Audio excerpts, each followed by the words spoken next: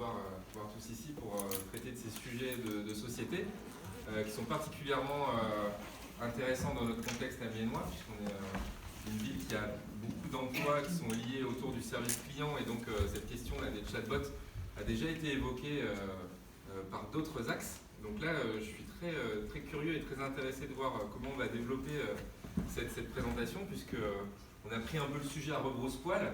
On est dans une période de société où la société évolue, l'intelligence artificielle fait peur. On a tous plus ou moins accepté le fait que les emplois allaient disparaître. Et puis là, donc, on dit, est-ce que ce n'est pas les outils qu'on a annoncés comme tueurs d'emplois qui pourraient disparaître, et au profit de quoi? Comment l'humain peut revenir dans tout ça? Quelle est la place de l'intelligence artificielle? Enfin, beaucoup de sujets qui nous intéressent tous.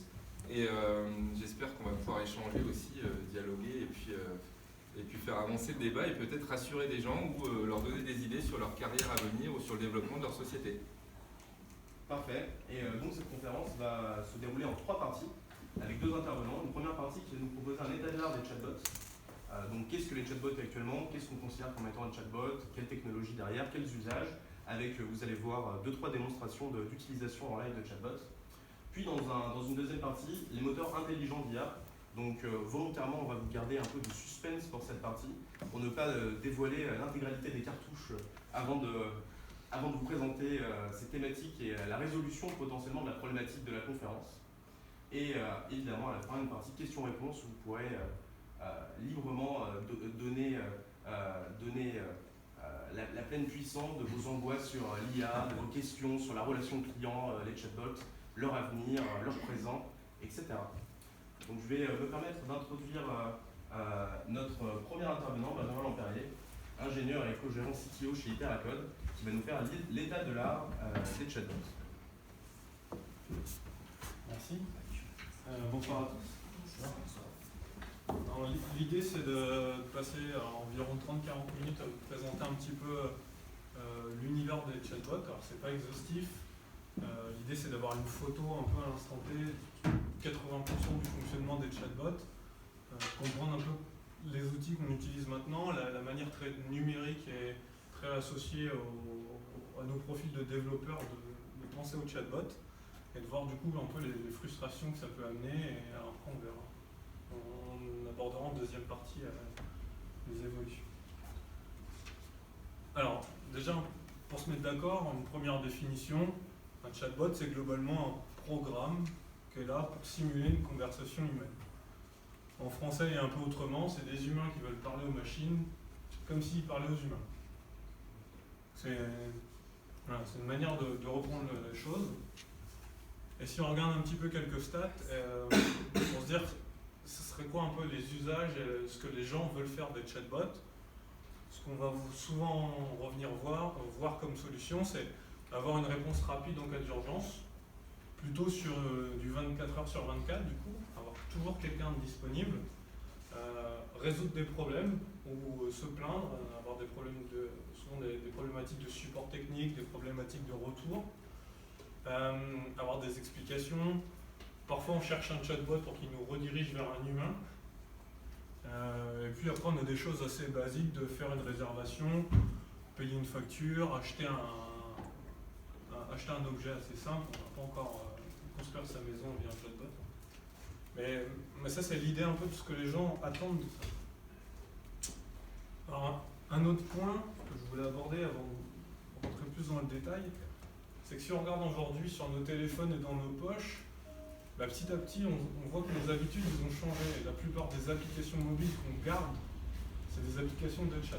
Entre Facebook Messenger, Skype pour les pros, Slack parfois en entreprise pour les startups. Tous les outils petit à petit ont été orientés plus vers des messageries et on dialogue de plus en plus par ce biais-là. Du coup, c'est devenu un canal pour les marques pour communiquer avec les gens. Et là où avant on se disait j'ai que 5 minutes à t'accorder, on est plus en train de se dire j'ai 5 secondes. Donc j'envoie un truc et je veux une réponse tout de suite. Donc le chatbot, il est là aussi pour avoir la réponse immédiate qu'un humain ne pourrait pas avoir. Bon, ceci dit, comment on accède au chatbot? Ça a l'air d'être une question simple, mais en préparant la conférence, je me suis rendu compte que c'était pas forcément évident. On parle de chatbot, mais ils sont où ces fameux chatbots? On va avoir deux grandes catégories qui ont des impacts pour les gens et aussi pour ceux qui vont faire les chatbots. Soit on va avoir des outils très, j'ai appelé standalone, mais en gros, la marque a publié avec ses propres outils une application qui porte son chatbot avec sa technologie, avec son mécanisme, ou sur son site web, elle a une petite pop-up, son moteur de chatbot. Et là, elle est libre de faire comme elle veut, de l'avoir développé comme elle veut, etc. De l'autre côté, on va avoir ce qu'on peut appeler des agrégateurs. Et l'idée, ça va être d'introduire son chatbot dans un écosystème existant où il y a déjà du monde. Donc, et Google Assistant. Donc, dès que vous parlez à votre téléphone, que vous cherchez un truc sur un Android, maintenant on a Google Home, on a tout ça, donc qui brasse déjà du monde et on essaye d'aller introduire nos services sous forme de chatbot dedans. Et Facebook Messenger, avec une petite faute, Slack, puis on va avoir WeChat, Skype, on en a de plus en plus. S'ajoute à ça maintenant les assistants vocaux, qui restent globalement des chatbots sur lesquels on a mis une petite couche de voix, avec Google Home, Alexa, Cortana chez Microsoft, Siri, etc. Donc on aura déjà un peu là des choix et des... Alors chacun aura ses contraintes et ses avantages. Si on veut passer par un agrégateur, il faudra se fier un peu aux outils qui seront dispo et mis à dispo pour pouvoir pousser dans ces canaux. Par contre, on aura toujours tout de suite une audience de disponible. Ou alors être en stand-alone. Et dans ce cas, vous êtes libre de mettre toute la techno que vous voulez. Excuse-moi, je ne comprends pas bien la notion d'agrégateur en parlant de Slack, Skype et tout ça. C'est quoi l'idée là? De la même manière, dans Slack, tu peux aller souscrire à plein de services, comme dans Facebook Messenger. Nous, concrètement, mon boulot, on a un chatbot pour gérer la revue du code, on a un chatbot pour aller faire des demandes de support. À la manière de Facebook Messenger, tu peux ajouter. Nous, il y a toutes les personnes de l'équipe en live, et on a aussi les bots. Tu parles de réponse automatique par un bot ou tu parles d'espace de conversation? D'espace de conversation. D'accord. Parce que moi, c'est pas l'idée que j'ai d'un chatbot. Pour moi, il y a une réponse automatique apportée par un service automatisé. Sinon, c'est un chat, quoi. Ouais, mais là, j'ai vraiment ça. J'ai des chatbots qui me répondent via Slack. Ok, d'accord. Oui, donc on parle bien quand même d'un bot préconfiguré qui répond automatiquement. Ouais, okay, d'accord. Bon, voilà. Alors, je ne sais pas si tout le monde connaît Slack, c'est des canaux de conversation, donc comme vous avez dans Facebook Messenger, vous ouvrez des canaux. J'ai la même chose moi avec l'équipe, j'ai chaque personne de l'équipe qui est dans Slack, plus un assistant pour gérer le code source auquel je peux poser des questions, créer des tickets, etc. Alors, trois exemples assez, on va dire, classiques et institutionnels, avec pour les RATP et voyages SNCF qui se font via Facebook Messenger. Donc les RATP, le chatbot, il vous permet de récupérer des infos sur des temps de trajet, etc. Ils ont des petites fonctionnalités du type je prends la ligne de métro 11 et il sera capable de vous envoyer un message le matin pour dire pas de travaux ce matin, pas de problème, vas-y c'est bon. Ou à l'inverse, attention, grosse panne. Voyage SNCF qui a vraiment orienté sur son chatbot sur la réservation de billets. Et puis le petit dernier, Cécile, c'est le chatbot qui est disponible sur le site de Pôle emploi pour aider et guider dans la recherche d'emploi. Donc pour avoir trois exemples et trois endroits différents, trois premiers bots à aller voir. J'ai volontairement pas trop mis tous les bots on va dire ludiques, type météo, Akinator, le petit génie qui vous retrouve à quoi vous pensez, etc. Alors, pour aussi un peu avancer sur cette problématique de vers la mort des chatbots, j'ai ressorti cette courbe, la Gartner Hype Cycle, en gros avec l'idée de se dire où est-ce qu'on en est dans cette mode des chatbots. On en a beaucoup entendu parler, et en fait ce qui ressort c'est qu'on est un peu passé le pic de super mode, on commence à avoir des vrais retours, à voir les points faibles, à voir les points forts, et c'est souvent ici qu'on commence à se reposer plein de questions sur la manière de faire, et c'est un peu ce qu'on veut faire ce soir, pour qu'on arrive dans une seconde génération de produits, qu'on commence à réfléchir aux bonnes pratiques et aux nouvelles méthodes pour avoir un support plus performant et défini et épuré du côté joli et gadget qu'on peut avoir sur une nouvelle technologie. Je vais vous présenter du coup ce qu'on pourra appeler globalement le modèle numérique, c'est les outils qui vont nous permettre de faire des chatbots à l'heure actuelle avec une vue très développée. Pour simplifier, on va avoir des outils de moteurs de chatbot, on verra après ce qu'ils contiennent. Et globalement, il y en a un par grand nom. Google a un outil qui s'appelle Dialogflow, Microsoft a un outil qui s'appelle Wiz, Facebook a le sien, SAP a le sien. Alors, SAP a racheté un outil indépendant qui s'appelle Recast. IBM a un outil qui s'appelle Watson, beaucoup d'outils chez IBM autour de Watson. Et Amazon Alex. Et déjà, on a commencé à se rendre compte que du coup, la solution n'est jamais unique et que si vous voulez déployer un bot plutôt pour Amazon Alexa, eh ben, ils ont leur techno à eux, donc ce ne sera pas la même que si vous voulez déployer un bot pour Facebook Messenger ou pour Google, etc. Globalement, n'empêche que n'importe quelle techno qu'on utilisera, il y a quand même des éléments en commun. Ça ne portera jamais le même nom, mais toute interface qui vous permet de faire des bots et s'appuie sur à peu près les mêmes principes. La première base, c'est d'être capable de commencer à comprendre le langage humain. Voilà, donc là, on a plusieurs modèles de Natural Language Processing ou Understanding, en fonction de jusqu'où on veut aller, mais l'idée globale, c'est de dire, je tape comme si je parlais à un humain, et il est capable là-dedans de retrouver le sens de ma phrase. Ce qui introduit les bots, c'est la distinction entre une intention et plusieurs énoncés. Globalement, si j'ai les énoncés, quel temps fait-il à Amiens aujourd'hui? Quelle est la météo du jour à Amiens? Est-ce qu'il fait bon aujourd'hui à Amiens? C'est trois énoncés différents pour la même intention, je veux la météo du jour. Donc c'est cette notion-là que les chatbots vont essayer de comprendre quand on va démarrer un projet, c'est à quelles intentions on cherche à répondre. On n'a pas d'outil pour le moment qui est capable de répondre à tout et n'importe quoi.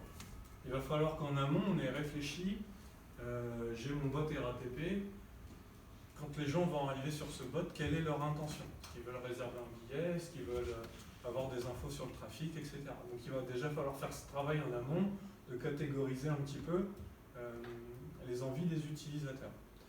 Et le moteur de bot se chargera à partir de quelques énoncés d'être un peu plus souple et que si on invente un nouvel énoncé qui n'a pas encore été fait, de quand même comprendre et de repérer les informations dedans.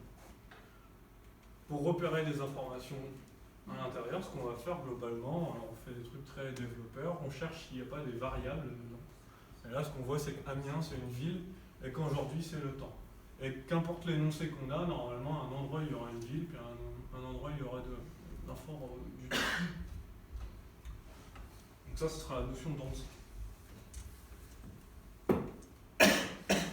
On va faire un petit zoom sur le moteur de bot de Google qui s'appelle Dialogflow. Comme ça, je vais vous présenter un petit peu un cas réel en même temps. C'est pas un gros développement, je vais faire une petite démo en 1 heure, même pas, pour préparer un petit peu la conférence, voir comment ça marche et vous montrer l'interface. Ça, c'est le schéma de fonctionnement de Dialogflow, c'est exactement ce qu'on vient de dire. Donc, on va avoir un agent, un chatbot, il va avoir plusieurs intentions. Et puis, chaque intention, on aura des training phrases, c'est tous les énoncés auxquels on a pensé nous. On aura repéré des actions et des paramètres, et puis on apportera des réponses. Hop. C'est pas fini.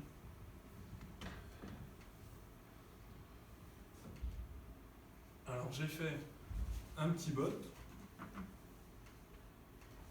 Et j'ai déclaré une intention assez classique qui s'appelle Buy Something. Avec 3 énoncés.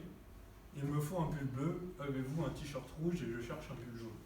Des choses très basiques.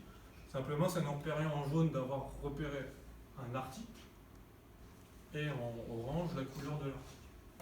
Okay. Donc on a repéré ces arguments-là. Alors les moteurs de bot, ils nous permettent maintenant quand même de préciser que certains paramètres sont obligatoires ou non pour pouvoir rentrer dans une petite phase de petite séquence qui va dire ah, tu m'as pas dit la couleur, de quelle couleur tu veux ton t-shirt, etc. Et au bout de ça, hop, on aura des réponses.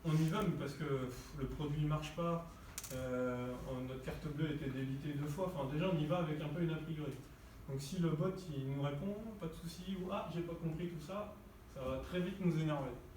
De l'autre côté, il y a des bots où on est là pour du fun, quoi, et il faut aussi que le langage du bot aille avec ça. Et il y a tout ce qui est au milieu, où ça peut tourner mal un peu à un moment ou à l'autre.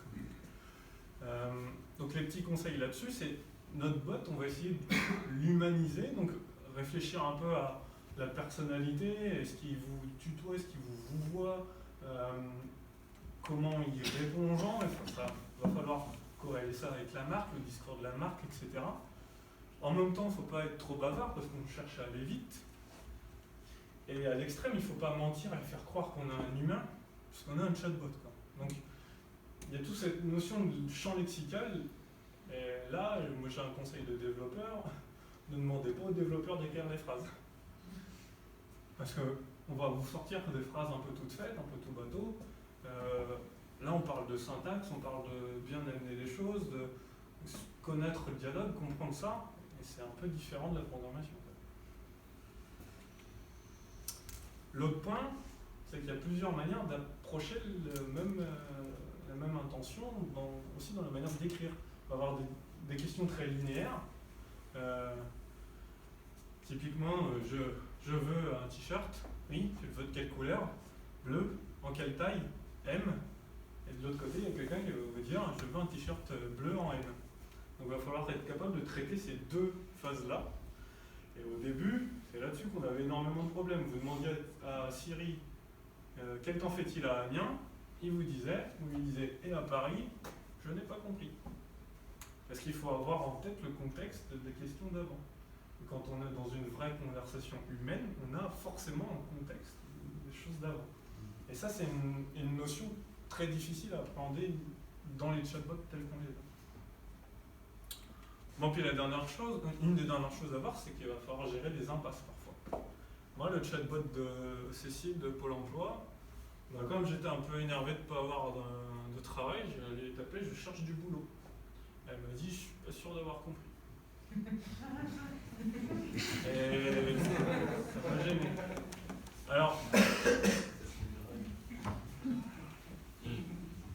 il y a quand même plein de choses qui ont bien été faites parce qu'ils ont plutôt bien traité cette impasse. Parce qu'ils m'ont pas laissé là en mode la conversation est terminée et puis tant pis. Ils m'ont proposé des choix pour m'aider, m'aiguiller, etc. Donc ils ont expliqué ce qu'ils n'avaient pas compris, ils ont guidé la conversation, tout ça c'est bien. Mais n'empêche qu'il m'a pas fallu. Enfin, c'est la deuxième question que je lui posais. J'ai pas eu besoin de beaucoup le challenger pour le mettre dans l'impasse. Alors bien sûr que les outils comme Dialogflow, alors on peut plus ou moins les entraîner. Alors ce qu'on appelle entraîner sur un chatbot avec des outils comme Dialogflow, c'est une partie training, il va vous dire ça j'ai pas trouvé, ça j'ai pas trouvé, et vous pouvez aller lui dire dedans, ah, en fait quand il dit boulot ça veut dire emploi. Et petit à petit on va y aller. C'est pas encore très très automatique, quoi. C'est de l'apprentissage à la main, donc avec une bonne période où on rôde l'outil. Là je sais pas quand il est sorti, hein, peut-être qu'il si je le réessaye dans une semaine, ce sera réglé. Est-ce que c'est l'état de l'art du chatbot aussi, ça? Des outils comme Dialogflow qui sont utilisés dans 75% des cas, le training il est encore très manuel. Alors après, on peut importer des grosses listes de synonymes dès le départ. C'est souvent ce qu'on fait. Sur les couleurs, là, moi, les couleurs, c'est à peu près n'importe quelle couleur, ça devrait passer. Mais sur les notions métiers, ça va être aux gens d'aller importer leur dictionnaire de synonymes. A priori, là, il y a eu un petit trou dans la raquette parce que, effectivement, ça devrait passer, ça. Je l'ai mis parce que ça m'a surpris moi-même. A priori, tu vois, un dictionnaire de synonymes, ça passe. Alors, pour aller plus loin, je vous propose de regarder rapidement une petite publicité.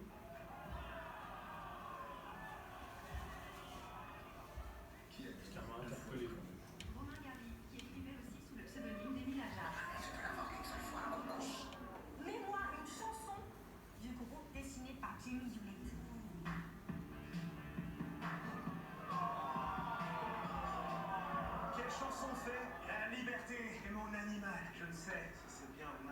Cavalier seul de Juliette Armazel.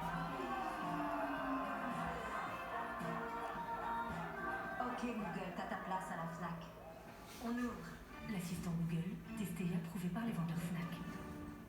Alors, autre que la pub soit plutôt rigolote, quand j'ai vu cette pub-là, je me suis dit, mais ils sont fous. Si le chatbot, si le Google Home était en train de dire, j'en ai un en stock, il est au rayon B, leur boulot ne sert plus à rien.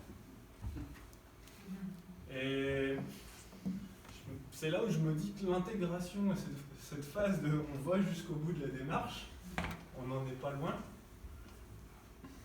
La pub m'a un peu interloqué. C'est pas les vendeurs de la Fnac qui ont fait la pub en même temps. Non, déjà.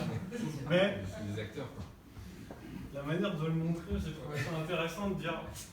C'est comme les Finalement. caissières à qui ont dit mais vous allez perdre votre boulot là avec non, je pense C'est ça. que C'est que du coup, dans les réflexions de jusqu'à où les chatbots vont nous mener, je pense que est-ce que demain dans les magasins ce sera toujours comme ça, où vous verrez un commercial vraiment si vous avez mis le chatbot à plat, alors le chatbot ou l'assistant vocal ou le robot ou n'importe quoi même. Alors pour pas vous trop divaguer et conclure un petit peu sur cette partie-là, en fait, si on regarde bien, pour l'instant les chatbots qu'on a, c'est purement numérique, c'est une vue de développeur, et on a un ensemble de solutions finies. Si on n'a pas mis l'intention dedans, si on ne lui a pas donné les bons synonymes, on est bloqué. Donc, même si on a mis pas mal d'intelligence, qu'on essaye de mieux comprendre le langage humain, en fait, ce qu'on fait, c'est on met tous les outils qu'on a pour bien aiguiller au début, et tant que ça rentre pas dans le bon cas, on lui dit « Ah non, j'ai pas compris, attends, on va essayer avec une autre phrase. Ah ça y est, c'est bon, j'ai ta phrase, vas-y. » Et dès qu'on est là, hop, on le fait rentrer dans un petit tunnel. S'il n'a pas tout mis, on lui dit « Ouais, mais la couleur, machin. » Et on le fait rentrer dans un tunnel. Donc, on a eu l'impression de faire un chatbot intelligent. Est-ce qu'il y est? Bon, pour l'instant, c'est ça. Le chatbot intelligent, pour moi, il n'existe pas vraiment. C'est un nouveau canal de communication, c'est intéressant. Ça a des utilités, ça permet de voir les choses différemment, mais on n'a pas encore été assez loin. Et en toute dernière conclusion, c'est toujours bien d'avoir une citation. Une petite citation de Bill Gates pour dire on surestime toujours le changement à 2 ans, c'est ce qu'on a vu un peu avec cette bulle de hype, en se disant les chatbots c'est génial, ça va tout faire, vous allez parler comme un humain. Là on en est un peu déçu, mais je suis sûr qu'on sous-estime les changements dans 10 ans. On verra dans la partie 2.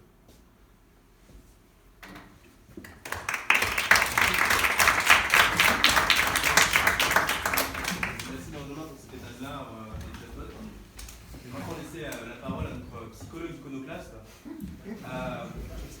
ayant la double casquette de consultant, ancien travailleur de l'IT et du développement, légèrement actuel aussi, et également de psychologue cognitiviste, qui va donc nous expliquer s'il y a peut-être une solution.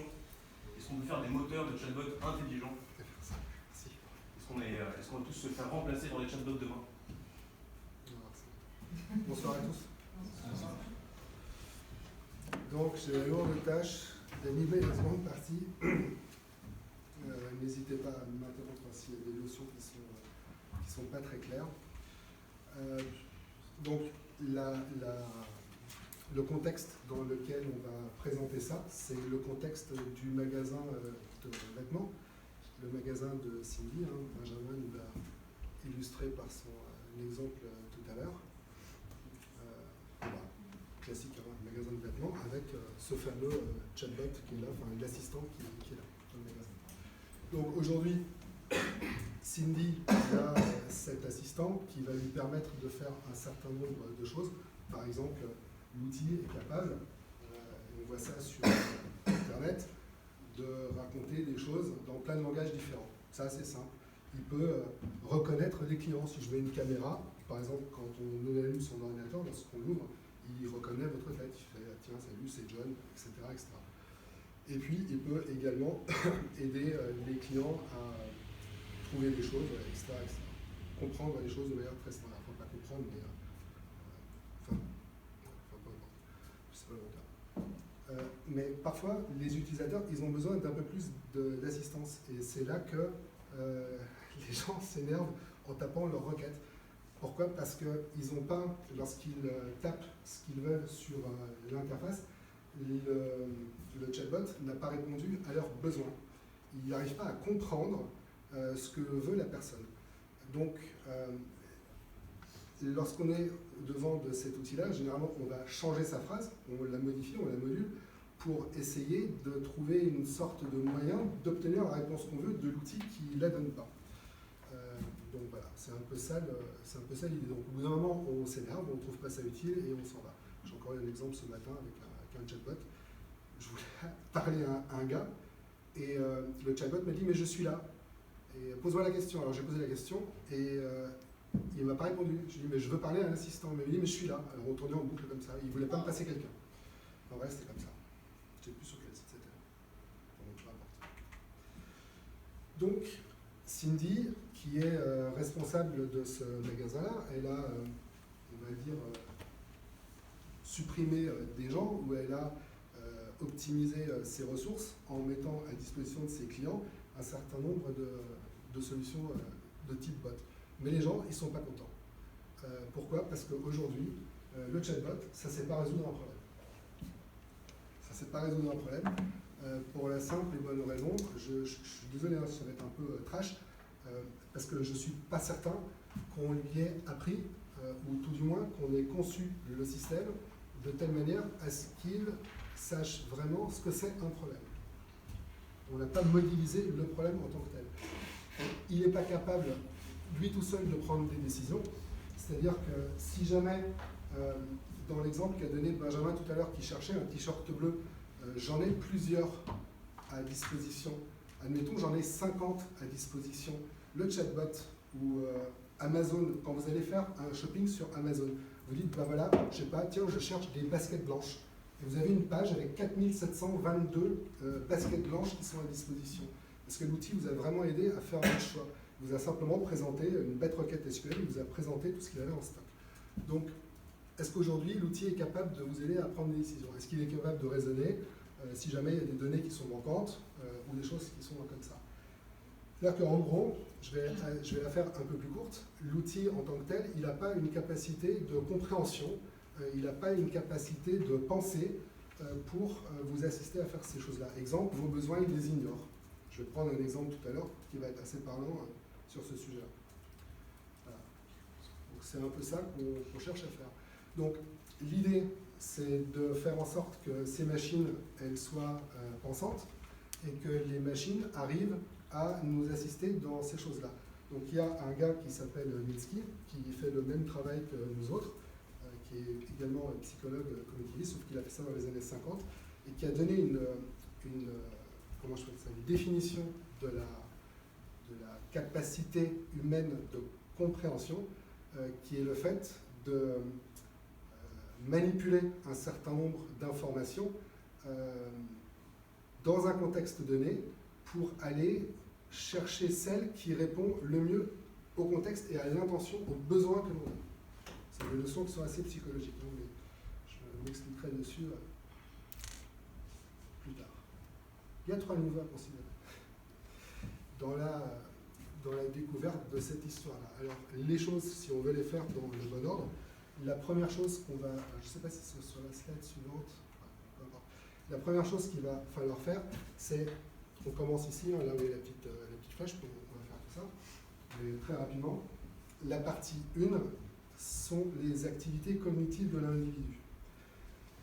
J'ai rencontré depuis 2 ans plein de gens qui font de l'intelligence artificielle dans plein de boîtes, type Google, Microsoft, IBM, etc. Toujours des gens qui font de l'intelligence artificielle. Et j'ai une question fétiche. Puisqu'ils font de l'intelligence artificielle, je leur demande à chaque fois de me définir ce que c'est l'intelligence. Ben oui, c'est un peu le truc. Hein. Et dans 99% des cas, la question, elle les perturbe parce qu'ils n'ont pas de réponse à me donner.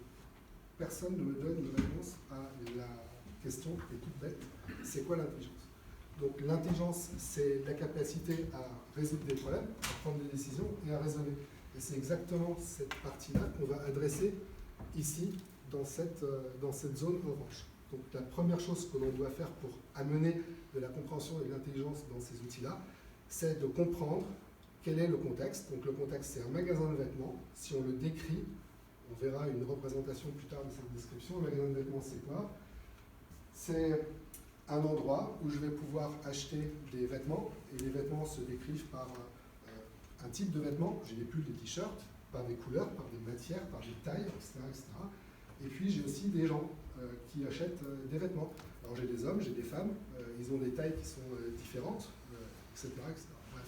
Donc tout ça, ça représente mon contexte, et à l'intérieur de ce contexte, je vais devoir manipuler ce que la personne souhaite, exemple le t-shirt bleu, et l'ensemble des possibilités qui mènent vers le t-shirt bleu, en passant par toutes ces phases de raisonnement, prise de décision, etc., etc. Donc ça, c'est la partie orange qu'on doit bien spécifier, définir, etc. Une fois qu'on a fait tout ça, on va faire la partie bleue qui adresse les activités psychologiques de l'individu. Donc une fois qu'on a bien déterminé ce qu'il fallait faire pour résoudre le problème, il faut également, on va dire, éclairer cette partie cognitive par des aspects psychologiques, comme par exemple les besoins de l'individu. Je prendrai un exemple tout à l'heure pour illustrer le propos. Ça peut être besoin, ça peut être motivation, ça peut être ces choses-là. Là, on est vraiment au niveau psychologique pour l'instant. Et ensuite, il y a les activités mentales. Les activités mentales, c'est toute la partie de l'individu qui sont des activités, on va dire, de bas niveau, comme la perception, comme l'apprentissage, comme la reconnaissance. Voilà. Toutes ces parties-là ne sont pas des activités intelligentes, ce sont des activités mentales classiques. Donc, la première chose à faire, c'est d'étudier tout ça dans le contexte de Cindy. Ce que Benjamin, aujourd'hui, décrit, c'est qu'on est quelque part en train de prendre un ou deux trucs ici en définissant les objets, certaines propriétés, etc. Donc, il y a toute une partie qu'on zappe, on reprend cette partie-là. La partie bleue, on la zappe complètement, et après au niveau de la perception avec certaines interfaces, etc. Donc, il y a pas mal de choses qu'on a oublié de faire dans ces parties-là. Donc voilà, il faut déjà faire tout ça. Une fois qu'on a fait tout ça, on a rempli cette partie-là. Alors ça, c'est une architecture cognitive qui permet de représenter les activités mentales qui sont en bas, perception, la mémoire de travail, reconnaissance, le learning, les activités cognitives et les activités psychologiques. Donc c'est toute cette partie-là, toutes ces briques-là que l'être humain a pour arriver à une activité de compréhension de la situation. L'idée, c'est de mettre tout ça dans un soft. C'est ça qu'on fait. Voilà. En gros, hein, c'est ça l'idée. Alors, je vais vous donner un exemple. Je ne sais pas si je l'ai plus loin, l'exemple. Je vais juste regarder. On va faire l'exemple maintenant. Ça va être plus parlant. Je vais le remettre là. Zut. Je n'arrive pas avec la zapper. On va prendre un exemple. On est dans le magasin. Et dans ce magasin-là, je vais acheter un pull. Je vais acheter un pull. Donc j'arrive dans cette boutique de Cindy et je me remets dans le contexte de la demande de Benjamin. Je vais acheter un pull jaune. Voilà, je vais acheter un pull jaune. Et la fille me dit, bah oui, j'ai un pull. Et voilà, fin de l'histoire. Donc je suis content, j'ai mon pull jaune. Sauf que moi le pull jaune il ne me plaît pas. Il ne me plaît pas, le pull j'en veux pas. Je ne l'achète pas. Pourtant, le bot, l'assistant, il a bien répondu à ma demande initiale. Mais je la refuse, j'en veux pas. Alors, pourquoi j'en veux pas de ce pull? C'est bien ce que j'ai demandé au départ. J'en veux pas parce qu'il ne répond pas à mon besoin. Alors, quel est le besoin qui est rattaché à une demande de type je veux acheter un pull? Pourquoi vous achetez un pull? Vous êtes déjà posé la question? Pourquoi vous allez dans le magasin acheter un pull? Parce qu'il fait froid? Il peut y avoir beaucoup de raisons. Ouais, mais il fait froid. Il fait froid. Bah ouais, c'est, je sais pas, septembre, octobre, commence à faire froid, je vais acheter un pull. C'est un truc tout bête. Hein. Donc l'être humain, il a des besoins comme ça, qui sont primaires, secondaires, enfin peu importe. L'un de ses besoins, c'est d'éviter d'avoir froid. C'est pour ça qu'on achète un pull. Alors c'est cool, maintenant que je le sais, je me pose quand même la question, parce qu'on est en septembre, on est en octobre, le gars, il vient acheter un pull, c'est une période où il a commencé à faire froid, donc quelque part, oui, je réponds à son besoin de se couvrir. Et le mec n'en veut toujours pas de son pull. Alors pourquoi? Pourquoi? Parce qu'il y a encore d'autres besoins qui sont en jeu, comme par exemple un besoin de self-esteem. Ce pull, oui, il va me protéger du froid, mais il n'y a pas marqué Chanel dessus. Alors j'en veux pas parce que je ne suis pas vu comme... Enfin, je veux me faire voir, j'ai un besoin de self-esteem et j'achète pas ce pull parce qu'il n'y a pas ça. Il y en a un autre qui va dire, j'achète pas ce pull parce que il est de faible qualité et je pense que dans 2 ans, je vais devoir en racheter un autre. Donc lui, il a un besoin de maintenance, etc. etc. C'est-à-dire qu'à ce niveau-là, au niveau de la représentation que je me fais, au niveau de l'intelligence artificielle et des softs qui sont des cartographies de représentation de connaissances, au niveau de la représentation que je me fais, il y a une partie des activités qui sont au niveau des besoins qui aujourd'hui ne sont absolument pas traités. Et le fait de connaître ces besoins en analysant le discours qui est laissé par les personnes dans les bots permet de voir quels sont les besoins actifs par l'individu qui lui permettent de dire je choisis l'item ou je ne le choisis pas. Une fois qu'on a cette information, on en sait déjà un peu plus sur le pourquoi il refuse d'acheter ce pull. Parce qu'il y a d'autres parties, hein, les parties de perception, machin, tout ça, il n'y a pas du tout il n'y a pas du tout cette partie-là qui est analysée. D'accord? C'est juste pour vous donner un petit exemple. Donc l'idée, c'est que l'assistant, il doit être capable de comprendre le contexte et tous les objets qui sont impliqués dans ce contexte-là. Donc tous les objets, ils ont des propriétés qui sont à la fois descriptives, fonctionnelles, etc. etc. La chose qui est faite aujourd'hui dans 99% des cas, c'est que les demandes s'appuient sur des données descriptives. Je veux des baskets blanches, je veux un pull jaune, je veux tout ça. Mais il n'y a pas l'aspect fonctionnel qui est demandé ou qui est traité par l'outil. Je m'explique. Je cherche à résoudre un problème. Alors, résoudre un problème, c'est par exemple, j'ai une lumière au plafond qui est défectueuse. Bah, tiens, il y en a une là. Comment je fais pour changer l'ampoule? Bah, pour changer l'ampoule, je vais devoir trouver dans mon environnement un objet qui va me permettre de me surélever. Et pour faire ça, bah, c'est chouette, j'ai une chaise. C'est exactement ce qu'il me faut.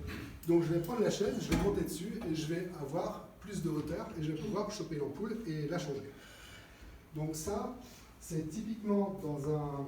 Si on regarde les process d'intelligence artificielle et leur niveau de maturité, on est en train de décrire un processus business de manière experte, en discutant avec le sachant dans l'entreprise. Lui, quand on lui demande de faire ça, sa meilleure pratique, c'est de prendre une chaise pour aller changer l'ampoule. Brigitte, au service comptabilité, lorsqu'elle a un truc à traiter, elle regarde la date sur le feuillet numéro 22, etc., etc. Donc on parle à l'expert et on dessine ce process-là. Fine. J'automatise le tout. Ce que je viens de faire, c'est tout sauf intelligent. Ça s'appelle de l'automatisation de process. C'est de l'orchestration, c'est de la robotisation, c'est ce que vous voulez, ça n'a rien d'intelligent. L'intelligence, elle commence au moment où j'ai décrit ce que je devais faire, ce que devait faire l'expert, à savoir avoir la chaise pour aller changer l'ampoule, et dans cette situation précise, eh ben, j'ai pas de chaise. Qu'est-ce que je fais? Voilà. Donc là, le système doit être capable d'aller rechercher dans son environnement des objets qui peuvent être utilisés pour pouvoir changer l'ampoule. Le grand problème de tous ces outils-là, c'est que l'aspect fonctionnel, il a été zappé. À aucun moment dans mon système d'information, j'ai dit qu'une chaise, ça me permettait de monter dessus. Une chaise, elle est blanche, elle est en bois, elle a tel poids, elle coûte tel prix. Il y en a 17 en stock. Jamais à marquer qu'une chaise, ça me permet de monter dessus. Pour résoudre un problème, pour que la machine puisse résoudre un problème, la première chose à faire, c'est de décrire un objet avec d'autres propriétés. Il y a les descriptives, il y a les fonctionnels, il y a les dynamiques, il y a les propriétés mentales, etc. etc. Ça, c'est la première chose à faire. La deuxième chose à faire, c'est de comprendre cet espace problème. Je prends un exemple. J'ai discuté avec un type qui s'appelle Bill. Et Bill, c'est une vraie histoire. Hein. Bill, il est patron d'une boîte qui s'appelle Hitachi, 38e plus grosse société mondiale. Il sort un schéma directeur de transformation du système SI pour faire des trucs intelligents, pour faire des systèmes disruptifs, des machins comme ça. Enfin bref, il sort un catalogue, il le publie. Et dedans, il donne un exemple. L'exemple qu'il donne est le suivant.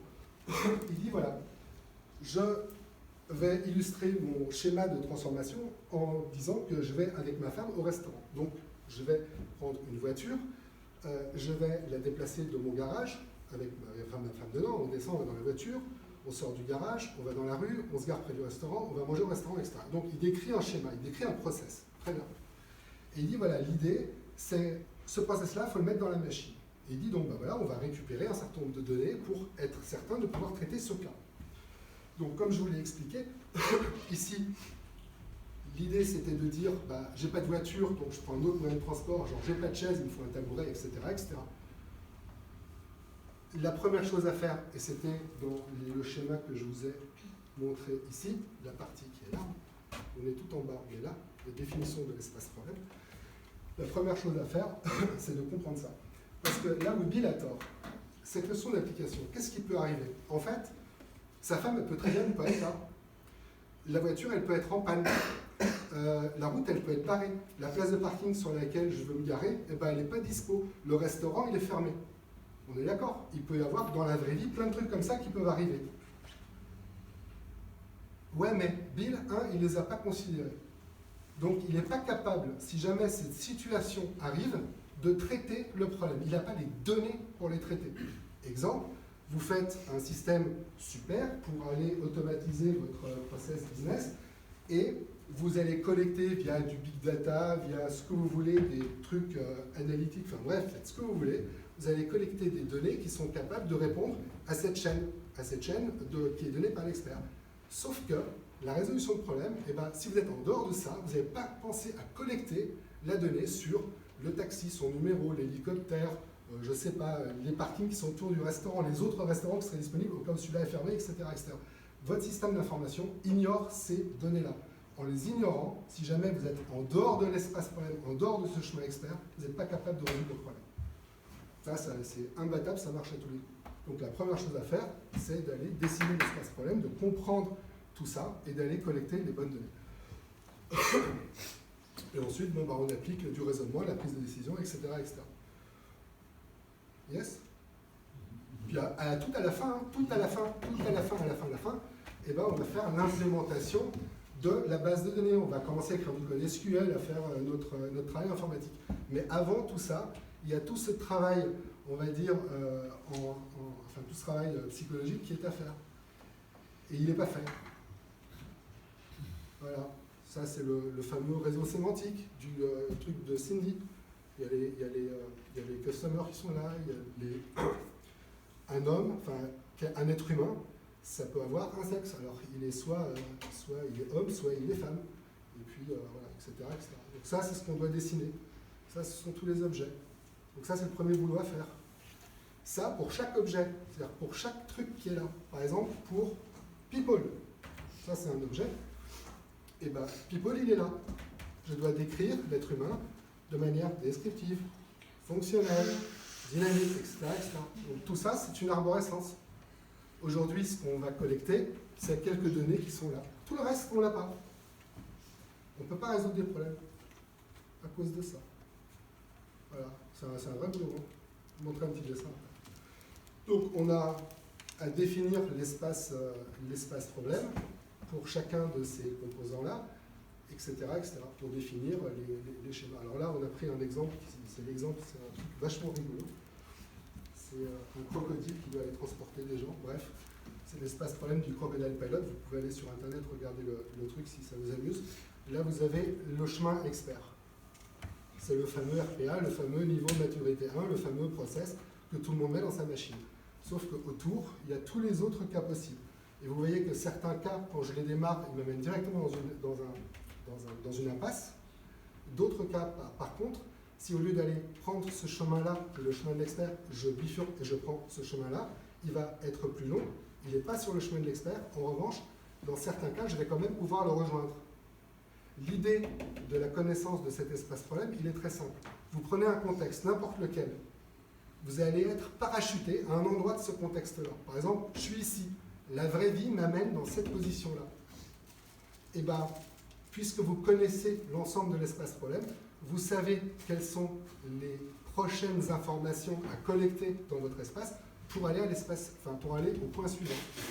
Et vous savez qu'en étant là, il ne faut surtout pas aller vers ce chemin-là parce qu'il va vous amener vers une impasse. Mais il faut retourner vers ça.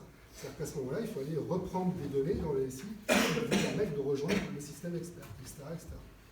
Ça, dans le milieu médical, ça marche super bien.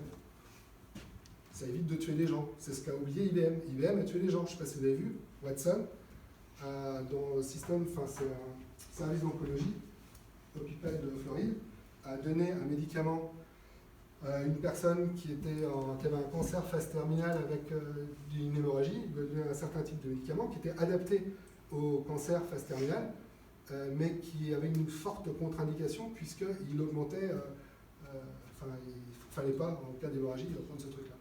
Voilà. Et ça a failli tuer la personne. Ah. Bon, bref.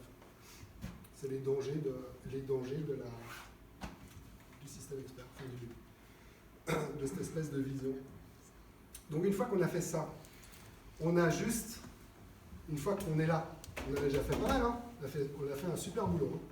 Et bien, une fois qu'on a fait ça, on a juste en fait traité la partie qui est là, la partie verte, juste cette partie verte là. C'est-à-dire qu'en gros, on a traité dans le process, dans la méthode, la partie orange. La partie bleue, qui est la partie qui adresse les besoins, souvenez-vous de mon fameux besoin d'avoir froid, d'avoir de la self-esteem, tout ça sur les besoins psychologiques, la motivation. Exemple, tiens, je vous donne un exemple. L'ampoule, je veux changer mon ampoule. Ma femme me dit, il faut que tu ailles changer l'ampoule, c'est super important. Puis il faut que tu achètes du pain, puis il faut que tu fasses ci, puis il faut que tu fasses ça. Bref, j'ai une to-do de malade. Pourquoi je commence par changer l'ampoule? Parce que j'ai vraiment un petit bisou. Et, ouais. Et ça, en fait, le petit bisou que je vais avoir à la fin, ça c'est un besoin qu'on a là, c'est la partie psychologique où je vais avoir un ensemble de choses, comme par exemple une motivation à agir et à faire cette chose-là en premier, parce que je sais que ma récompense, ça va être le petit bisou. Les autres trucs, j'ai pas ça. Donc je vais commencer par ça. C'est une sorte de système de reward. Voilà. Donc ça aussi, on peut le mettre dans la machine. Donc tous ces trucs où on va collecter les besoins de l'individu, où on va collecter la satisfaction que pourraient avoir les gens. Tiens, je vous donne un exemple. Manpower, on va avoir une discussion là-dessus bientôt ici à Amiens, au niveau de la recherche d'emploi. Vous donnez à quelqu'un qui est en recherche d'emploi, vous dites à quelqu'un, pardon, je m'exprime mal, la digitalisation va impacter énormément de postes de travail. Par exemple, les comptables. Il y a beaucoup de comptables qui vont disparaître. Oui, mais qu'est-ce que je fais là? Je suis à la Société Générale, je suis chez Peugeot, je suis chez Renault, et je vais avoir des centaines de personnes, dont c'est le métier, qui demain vont être au chômage. Il va bien falloir que je les reskill, il va bien falloir que je fasse quelque chose. Mais la personne, au-delà du fait de fournir un outil ORH qui leur permette de traiter cette masse de gens qui va perdre son travail, etc., au niveau social, au niveau psychologique, vous dites à quelqu'un, tiens, Bertrand, demain, tu sais quoi, ton métier, il est useless, tu vas être remplacé par une machine. Le gars, il rentre chez lui, il sait qu'il va aller au chômage, il faut qu'il le dise à sa femme, il faut qu'il le dise à ses gosses, peut-être qu'ils ne pourront plus aller au tennis ou au machin, les vacances c'est terminé, que vont penser les voisins, etc. etc. Bref, dans certaines boîtes, ce genre de situation, parce que ça a été mal géré par des êtres humains, d'ailleurs, ça a conduit à certains suicides. Là, on confie tout ça à une machine. On va dire à la machine, tiens, choisis un parcours de formation pour ce mec-là, dont le boulot est impacté. Tu vas automatiquement lui rechercher un parcours de formation pour que ce type, dans 2 ans, il puisse retrouver un travail. Voilà. Donc, il y a plein d'outils qui font ça. Ouais, mais ces outils, il y a une chose qu'ils ne traitent pas, c'est la satisfaction des gens. La satisfaction à être content de pouvoir expliquer que malgré ce qui m'arrive, malgré le fait que je vais perdre mon emploi, la proposition qui m'est faite, elle est suffisamment concrète, explicite, pour me donner de l'espoir dans ma nouvelle carrière professionnelle. Personne, absolument personne ne traite ces choses-là. Voilà. Donc l'idée, c'est de remettre un peu de psychologie dans ces outils. Tout ça, c'est bien gentil, parce que c'est que de l'architecture, c'est des belles paroles. Tout ça, on n'est toujours pas dans du code informatique là-dedans. Là, c'est tous les besoins. Donc tous les besoins doivent également être dans l'outil. Là, on avait le besoin, où est-ce qu'on est? Cold avoidance. Là, c'est le pull qui est là. Vous connaissez Maslow? Vous avez entendu parler de Maslow? Ça vous dit quelque chose de la pyramide de Maslow? Ouais. Donc Maslow, c'est un gars qui s'est servi des travaux de Murray. Ça, c'est Murray qui a fait ça, les besoins. Murray, c'est un professeur eméritus en psychologie, Harvard, qui a dessiné ces trucs. Et Maslow, quelques années plus tard, on a retiré un modèle qui est archi faux. Vous pouvez l'oublier, pour une seule et bonne raison. C'est très controversé, hein, Maslow. Maslow dit que les besoins sont, comment je pourrais dire, hiérarchisés. C'est-à-dire que la pile du bas, une fois qu'elle est satisfaite, je vais pouvoir aller à la pile du dessus, etc., etc. Et donc je monte comme ça dans la hiérarchie. Or c'est faux, ils sont tous concurrents. Tous ces besoins sont actifs en même temps dans la tête des individus. Il n'y a pas de... tiens, d'abord il faut que celui-là soit satisfait, puis après je ferai l'autre. Il n'y a pas ça, ça ne marche pas. Bref. Et d'ailleurs, la pyramide, elle n'est pas de Maslow, elle est de l'un de ses étudiants. C'est juste un gag. Ça, c'est les besoins de l'individu. Vous pouvez retrouver, c'est un bouquin qui fait 700 pages. C'est Murray, on est dans les années 40. Et c'est ça qu'on met dans le soft. Et le gars qui met dans le soft, il est là, il n'a pas de cheveux, il est là-bas,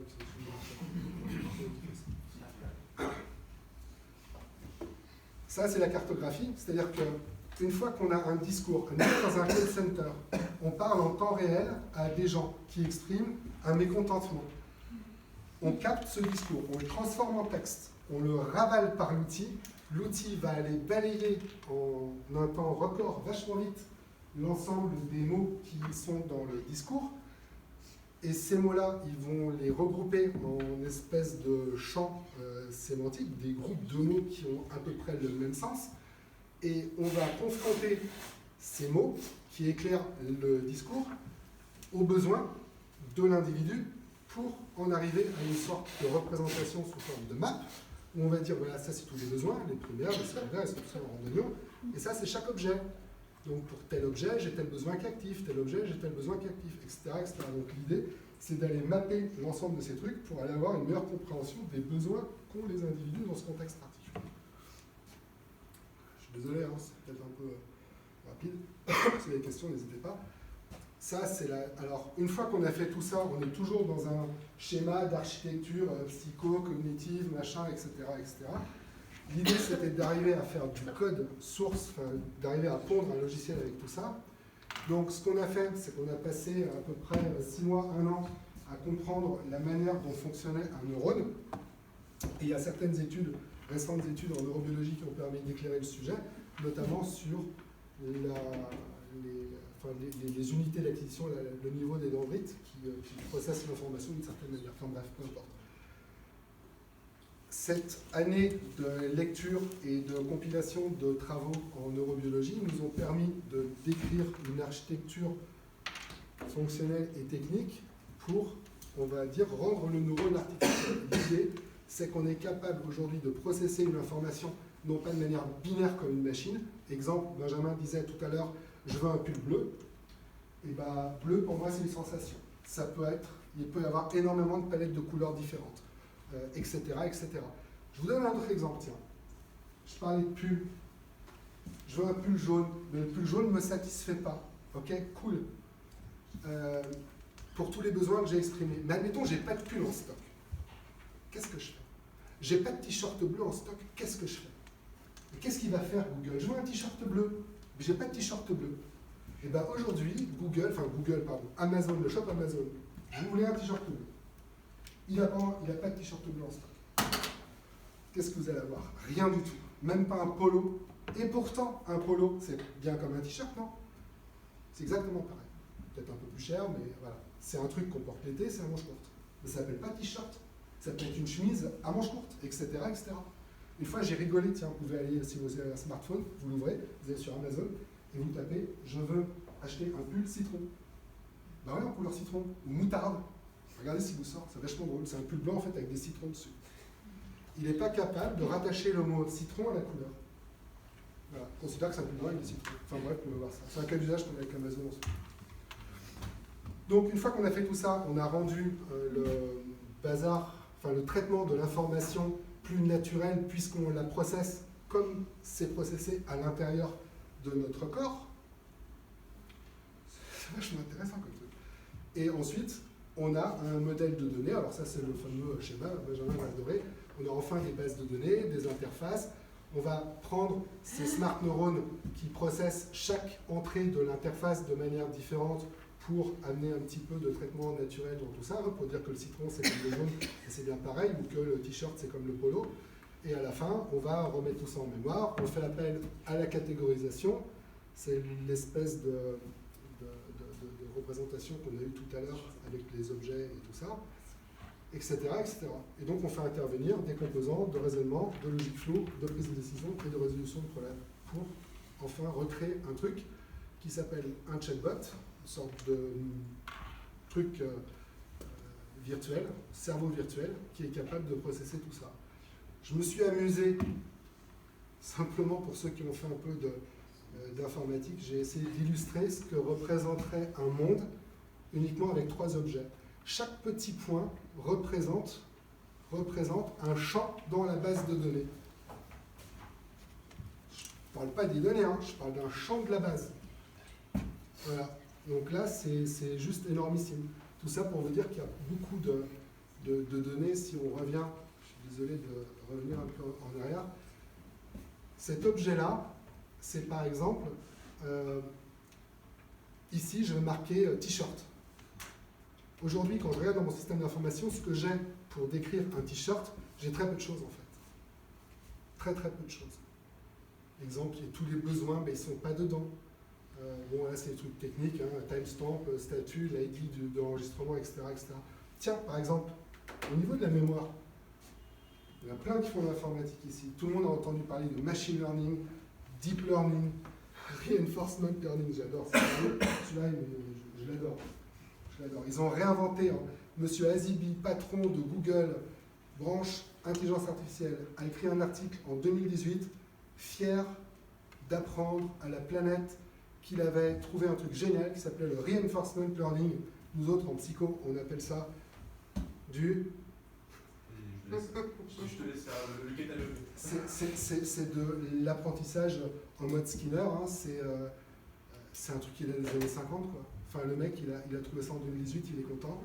Mais ça existe depuis les années 50. Il y a Pavlov, après il y a Skinner, etc., etc. Encore une fois, on parle d'intelligence. L'intelligence, c'est un processus humain qui appartient à des êtres humains.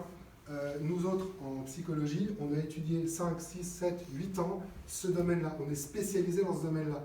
Quand vous démarrez un outil qui est censé faire une action intelligente, pourquoi est-ce qu'autour de la table, il n'y a pas un psychologue? Pourquoi est-ce qu'il n'y a que des matheux, des informaticiens, des statisticiens? Vous savez quoi? Moi, j'étais dans plein de librairies. J'ai ouvert plein de bouquins de maths, de stats et tout ça. J'ai trouvé aucun chapitre qui traite de l'intelligence. Moi, chez moi, en psycho, il n'y a pas de chapitre sur les maths non plus. Hein. Ce que je veux simplement vous dire, c'est qu'il y a une approche pluridisciplinaire à avoir. Elle a été zappée. Elle a été zappée et ça conduit à tout ça. Pourquoi je vous parle de ça? Parce qu'il y a un truc dont personne ne parle. L'oubli. Parce qu'à force d'apprendre, à force de stocker des données en masse, etc., vous allez avoir beaucoup de données comme ça qui sont à traiter. Vous avez oublié d'oublier. Voilà. C'est juste un petit rappel, comme ça, pour la route. Donc là, c'est l'implémentation qu'on a, la représentation qu'on a des bots. Ça, c'est la dernière chose pour vous dire que toute cette partie de perception, activité mentale, big data, machine learning, etc., nous, on ne fait pas ça, on fait tout le reste, toute la partie haute. Voilà. Terminé, fini. Si vous avez des questions, n'hésitez pas. Juste pour information, tout ça, aujourd'hui, c'est des softwares qui tournent. Il y a encore une toute petite partie qui a terminé, mais c'est écrit, ça tourne, c'est lancé. Donc on est bien reparti des activités mentales. On a créé une méthodologie, on a créé tout un environnement, on va dire, fonctionnel permettant d'aller reprendre des process business, les éclairer de manière psychologique, refaire un schéma d'architecture, tout ça, et ramener ça dans les composants informatiques. Aujourd'hui, on est capable de traiter, selon les tests que j'ai effectués avant-hier, 3 300 000 comparaisons par seconde. C'est-à-dire que si vous reprenez ce schéma-là, en entrée, c'est-à-dire si on prend une interface qui vient de la base de données et qui adresse un composant de type smart neuron, qui est... Où est-ce qu'il est? Il est parti. Voilà, il est là. Là, ici, en entrée là, de ce bloc-là, on est capable, pour chaque entrée, de traiter 3 300 000 informations secondes. Voilà, juste pour vous dire, ça tourne sur Linux, sur une pauvre machine de bureautique. Voilà. Donc après, il reste juste à reprendre ce... Vous voyez bien, le problème du chatbot, c'est pas la techno qui est mise en œuvre aujourd'hui. La techno, elle est très bien. L'interface, elle est très bien. Ce qu'a présenté Benjamin, c'est très bien. C'est simplement que la manière dont l'information est processée entre la demande faite par l'individu et la manière dont le gars répond, et Benjamin l'a démontré, c'est fait par une capture de variables dans le discours. Je cherche le nom d'une ville, je cherche un truc, et puis après, autour de ça, je vais construire une phrase. Il n'y a rien d'intelligent. On redécore des choses. Voilà. Donc l'idée, c'est de faire différemment. Fini. Merci. Il y a peut-être des questions, parce qu'il y a une question, et après il y avait un truc de question. On va passer aux questions-réponses avec vous deux. Ouais, je ne bouge pas. Alors. Vous avez évoqué la nécessité d'associer des psychologues, et vous n'avez pas évoqué des linguistes. C'est la même chose. C'est pour vous, c'est dans la même... En fait, en sciences cognitives, les sciences cognitives, il y a 6 choses dans les sciences cognitives. Il y a la philosophie. Je n'ai pas parlé de ça parce que ce n'était pas le sujet de ce soir, mais c'est extrêmement important, lorsqu'on adresse des sujets d'intelligence artificielle, d'avoir un éclairage éthique sur le sujet. Je m'amuse toujours à poser la même question, et tiens, c'est quoi l'éthique? Alors bon, on a plein de discussions machin, au bout d'un moment on arrive au terme de sagesse. Si on lit Aristote, Éthique à Nicomaque, il parle de sagesse. Comment on met de la sagesse dans un software? C'est des sujets comme ça qui sont rigolos. Donc il y a la philosophie, la psycho, il y a de l'intelligence artificielle, entre guillemets, de l'informatique, il y a des neurosciences, de l'ergonomie et de la linguistique. Tout ça, ça fait partie des gens qui devraient être autour de la table pour construire quelque chose qui est capable de traiter de l'information de manière symbolique. Sciences cognitives. Donc ça répond à votre question. Il devrait y avoir ça. Mais un psychologue, normalement, les deux qui sont là-bas plus moi, on est capable d'avoir cette lecture-là.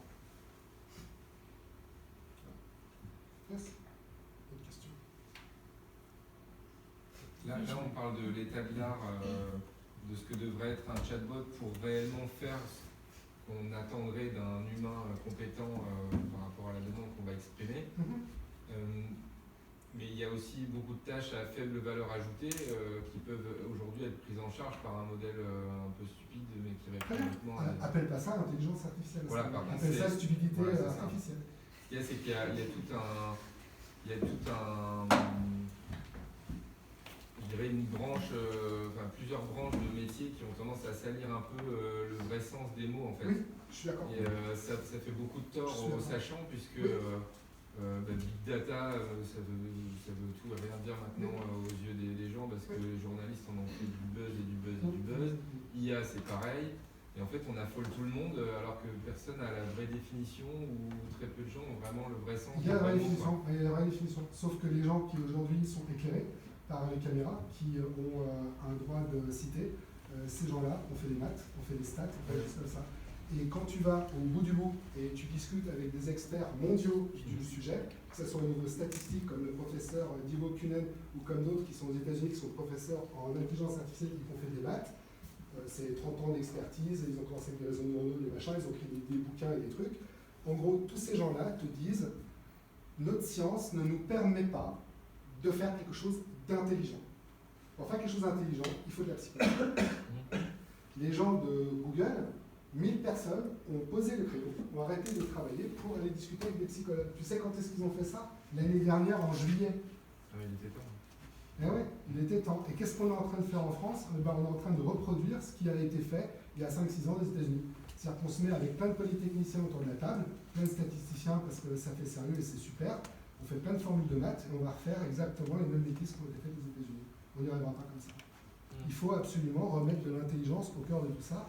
Et encore une fois, il faut aller parler à des êtres humains, les comprendre, savoir comment ça marche et comment est-ce qu'on met tout ce bazar dans un bout de soft. Et à la fin, oui, tu as toujours besoin de maths. Oui, c'est le sens de l'histoire. Je dirais qu'il y a toujours un emballement quand il y a une technologie ou voilà, on s'emballe, et puis après on revient à la raison, on équilibre les choses. Et Yes. là, je pense qu'on pensait être très avancé, mais finalement, on est qu'au début du début. Les barbus ont pris le pouvoir sans être légitimes parce que l'informatique crée un blocage. Et on l'a vu aussi au niveau des collectivités. On a vu le fameux webmaster qui n'était pas diplômé, mais qui savait bidouiller un site internet. Il a eu un poste stratégique. Il était capable de bloquer tout le monde, alors que les vrais sachants qui ont fait des hautes études étaient dépendants Yes. de ce type de personnes. Et maintenant que certaines technos deviennent mainstream, les sachants reviennent. Combien de fois, alors à mon petit niveau, je ne travaille pas comme vous dans l'intelligence artificielle, j'ai livré des sites web qui n'ont jamais été remplis. Parce que on donne la coquille, mais il faut rédiger du contenu, et ça demande de l'intelligence. D'accord. C'est pas pareil.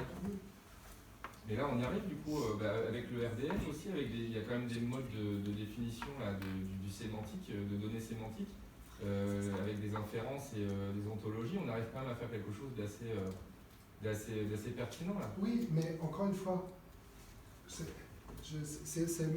ma passion et j'y passe toutes mes journées. Je te parle et tu me parles. D'accord ? On est à ce niveau-là. On est au niveau de je comprends les mots que tu me dis, et puis on arrive à dialoguer, etc. On arrive à se représenter des situations, etc. etc. C'est pas de l'intelligence. L'intelligence, c'est la partie verte. C'est de la résolution. Intelligence égale résolution de problèmes, prise de décision et raisonnement. Fin de l'histoire. Quand on parle ensemble, et t'as acheté une baguette, et t'es content, machin, il n'y a rien de tout ça là-dedans. Arrêtez d'appeler ça de l'intelligence. C'est tout sauf ça. Une caméra qui reconnaît John quand il passe son badge dans un truc et qu'on dit ouais, c'est une application intelligente, mais au secours, mon chien remue de la queue quand il me voit, c'est la même chose. Tiens, le patron, c'est le dernier gars qui a animé l'équipe d'intelligence artificielle de chez Facebook. Il se fait virer. Il a été remplacé par un Français, un mec surdiplômé. Il a repris les mains, au bout de 6 mois, il a fait une conférence. C'est ce qu'il a dit. J'ai regardé tout ce qu'il y avait de dispo chez Facebook. En gros, ce qu'on a fait aujourd'hui, c'est moins intelligent qu'un escargot. Mais il y a des milliers de gens qui travaillent avec l'étiquette expert en intelligence artificielle aux États-Unis chez Facebook. Le mec, il arrive, il fait un état des lieux, il fait « c'est nul ce qu'on fait ». Regarde l'autre là, chez Google, Reinforcement Learning. Putain, ça fait 70 ans qu'on connaît ça. C'est pas de l'innovation. Enfin, c'est comme si moi je me mettais à faire des maths. J'ai jamais fait de maths. Je vais dire, ah super, j'ai trouvé l'addition. Enfin, tu vas me dire, mais t'es ridicule là. Parle aux gens. C'est tout simplement parce que l'argent a donné du pouvoir et de la visibilité à des gens par des biais qui sont pas ceux qui permettent de connaître. Oui, mais tu peux pas le faire autrement. Ouais. Tu ne peux pas le faire Quand ça autrement. nourrit du business, on s'accroche à ça et puis on surfe sur la vague. Toutes les boîtes, là, on essaye un peu de glisser les mots-clés qui vont bien pour que les clients se disent ah oui, c'est vrai. Oui, c'est du marketing. C'est du marketing, mais ça n'amène pas à une machine capable de t'aider dans des tâches cognitives. C'est aussi bête que ça. Cindy, elle ne sera jamais aidée par son robot qui dit bonjour en 14 langues. Jamais. Et tu pourrais lui dire, c'est comme Alexa. Alexa raconte-moi une blague. Et Alexa raconte une blague, enfin au secours. Je sais pas, enfin, j'ai pas de nom.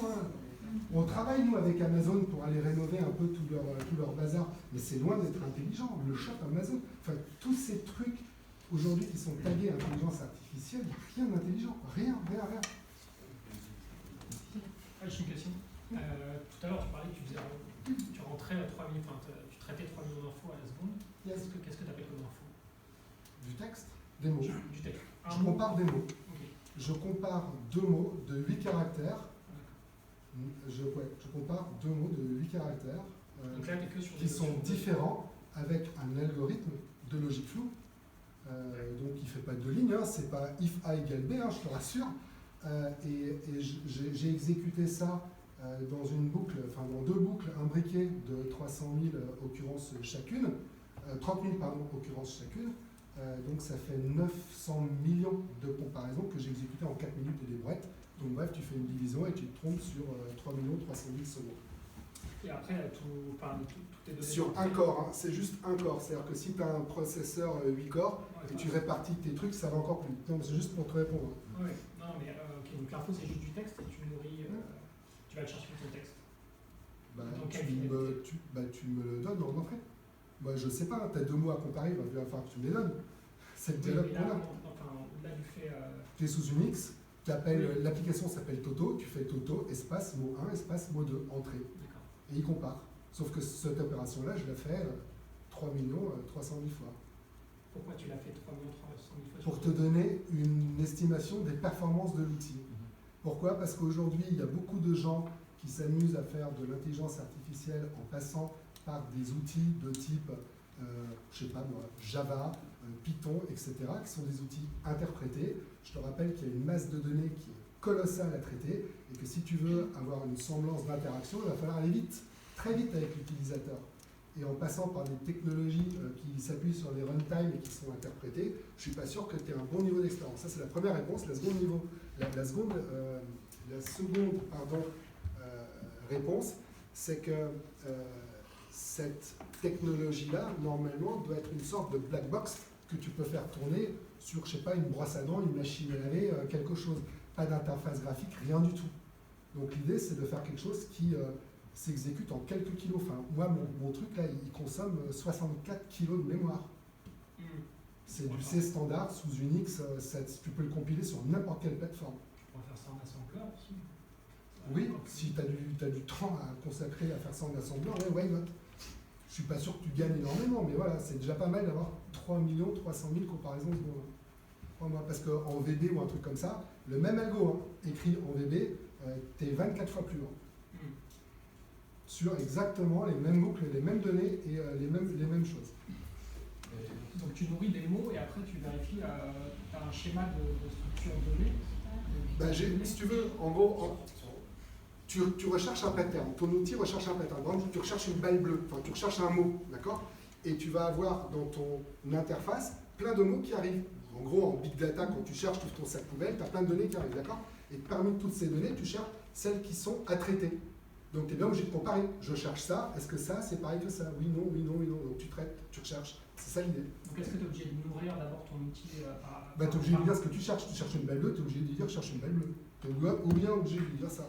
Quand tu dis à ton outil je veux un pull jaune, il faut moins que tu dises je veux un pull jaune. Tu veux sortir tous les pulls. Oui, non, mais je te dis derrière ton outil. Parce que là tu parles de client vers outil, mais toi, je t'achète ton outil.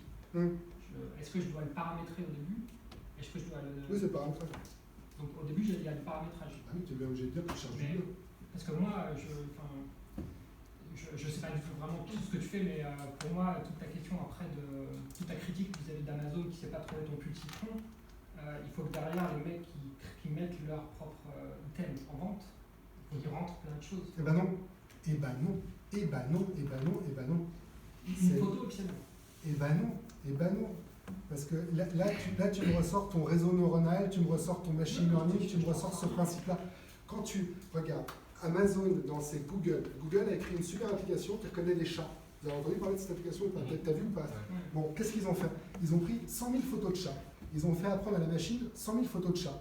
Et maintenant, tu peux lui montrer n'importe quel chat. Donc, la caméra va regarder sur le chat et va dire ah, mais tiens, ça ressemble au chat numéro, je sais pas, 37 022 sur la photo. Ok.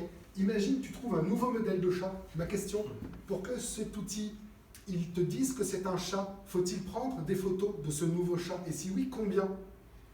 Encore une fois, quand tu vas chez Ikea et que tu regardes cette nouvelle chaise que tu n'as jamais vue de la nouvelle collection qui va sortir, tu te dis pas, oh, bah c'est quoi? Je sais pas comment faire de ce truc. Ben non, tu sais que c'est une chaise. Parce que l'être humain, lorsqu'il apprend, il n'apprend pas à reconnaître l'objet physique, il apprend le symbole, le niveau prototypique. Tu le décris par propriété. Une chaise, c'est comme ça. Si tu prends un papier, un crayon et tu dessines une chaise, tu vas dessiner le prototype de la chaise. Tu ne dessines pas l'objet physique. Ben là, c'est pareil. Mais le truc que les gens ont fait en développant ces outils de learning, il y a plein d'autres, dans les véhicules autonomes, il y en a plein qui ont fait des erreurs, c'est qu'ils se sont appuyés sur du monde réel. Ils ont modélisé leur truc. C'est pour ça qu'il y a des quantités de données qui sont affolantes. Tu n'as pas besoin de tout ça. On est en train de traiter un sujet sur les plaquettes automobiles.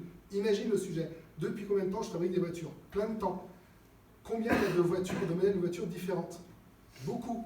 Et pour chaque voiture, il y a énormément de modèles de plaquettes de frein qui sont différentes. Question, quand tu as une plaquette, elle appartient à quelle voiture? Comment tu la reconnais? Imagine le nombre de plaquettes qu'il y a. Mais c'est énorme, c'est un marché mondial, hein. C'est gigantesque comme truc. Faut-il, pour chaque nouveau modèle de voiture qui va sortir, reprendre sur toutes ses coutures des photos de la plaquette de frein pour pouvoir dire, in fine, c'est une plaquette de frein? Bah, bien sûr que non. C'est pareil pour les chaises, ça devrait être pareil pour les chats. Moi, je me suis amusé en 2016 à challenger Amazon. C'est ce que j'ai fait, j'ai envoyé la photo de Sylvestre à Amazon. Bah oui, Sylvestre, c'est un chat, non? Oui. Bah, ouais. Bah, ils m'ont dit, bah non, c'est un chat. Chez mon gamin, il y a 4 ans, il sait que Sylvestre, c'est un chat. Bah, nous, on ne sait pas. Bah, ouais. D'après Magritte, c'est pas un chat. Donc voilà, ça a toutes les propriétés du chat. Hein. Ça court après les oiseaux, ça fait miaou, etc. etc. C'est simplement que nous autres, êtres humains, on a une manière différente de percevoir le monde. Et donc, il y a une façon différente de modéliser le truc. Et pour répondre à ta question, quand tu dis citron, et ben citron, c'est quand même vachement proche de jaune d'un point de vue sensation. Et donc, dans ton outil, tu devrais être capable d'aller... À partir du moment où tu as dû le dire que citron c'est proche de jaune. Bah oui, bien sûr. Mais toutes ces notions-là, il y a des milliards de connexions à faire. À un moment, tu as besoin de milliards de petites mains. Peut-être que la question, c'est combien de temps en combien de temps on peut mettre une sorte de alors avec nos outils, avec nos outils, les cas d'usage qu'on a, en moins de 24 heures, tu es en ligne. Mais là, je comprends pas parce qu'avec avec le RDF, par exemple, et la définition... Avec le RDF Le RDF, Description Framework, là, ça permet de définir des entités et de lier les entités ensemble par leur propriété.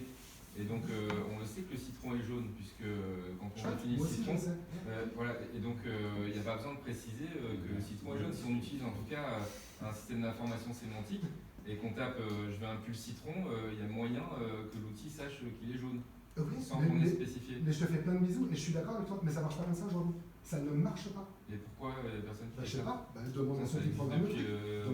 Je sais pas. D'accord. J'avais une autre question. Je suis joueur d'échecs, donc je suis l'actualité des échecs. Il y a AlphaGo là qui est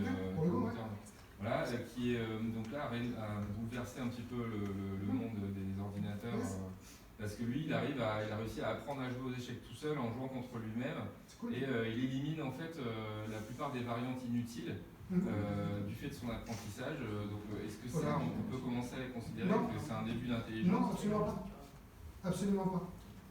C'est comme si tu disais c'est intelligent de changer l'ampoule parce que je suis exactement dans les conditions de l'expert. J'ai mon ampoule, j'ai ma chaise, tout va bien, j'ai juste une procédure à exécuter. Lorsque je joue aux échecs, je bouge mon cheval de cette manière-là, je bouge mon pion de cette manière-là. Et en fonction du contexte de l'environnement, je vais plutôt privilégier tel mouvement plutôt que tel autre en fonction des règles que l'on me donne. Ce n'est pas de l'intelligence. D'accord. L'intelligence, ça serait de dire, en plein milieu du jeu, je te change les règles du jeu. Le cheval, eh ben, il bouge pas pareil, etc. etc. Là, l'usager, lui, il veut juste que le truc il fasse le café, quoi. Si ça fonctionne et que c'est pas intelligent, ça marche quand même.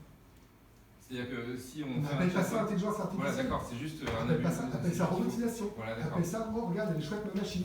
Arrête d'appeler ça intelligence artificielle. Et ceci dit, ça répond pas aux questions de la capacité de l'outil ou non à remplacer l'humain sur certaines tâches. Qu'il soit intelligent ou pas dans sa définition pure, il peut quand même réussir finalement à faire quand même le café et à prendre la place de super, l'humain dans le jeu. Bah, continuer à les faire, et t'as pas besoin de moi. Continue à les faire. Je te demande juste un truc hein, pour me faire plaisir, juste 2 secondes. Pas l'appeler intelligence. Exactement. Voilà, okay. Appelle ça, regarde, j'ai fait un truc. Ne me dis pas que c'est intelligent. D'accord, ouais. Ok, ouais, je comprends bien la logique. C'est juste ça. Parce qu'à chaque fois que j'entends parler d'intelligence et que je regarde ce qui a été fait par ces gens-là, c'est tout sauf ça. À tel point que maintenant on appelle ça une intelligence artificielle forte. Oui, Ou au secours, quoi. Au secours. Organisons une conférence sur l'impact du marketing dans la société, puisque je pense que ça nous impacte dans tous les niveaux, abus de langage. Mais pourquoi tu appelles ça intelligence simplement pour te démarquer de la concurrence et pour dire, regarde, je vais te vendre mon truc, etc.